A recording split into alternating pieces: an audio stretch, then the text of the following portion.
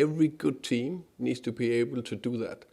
And as I said, we are building something. I think also fair to say we are not where City or Arsenal, Chelsea or Liverpool are right now, unfortunately. We really want to be there. But even them, they need to win some ugly wins sometimes, where they're winning 1-0. How many times have Arsenal won 1-0 on a set piece this season?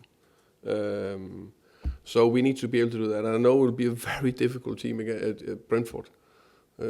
Part of created what I know I'm facing, and that would be very difficult at the G-Tech.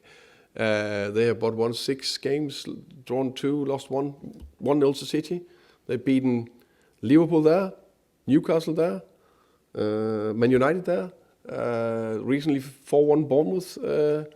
That's wow. If you don't show respect to that, then it's the same. They're going here. You have 3 points, but we will be very respectful. We know what we are facing, and we need to be extremely competitive. And I know we will be.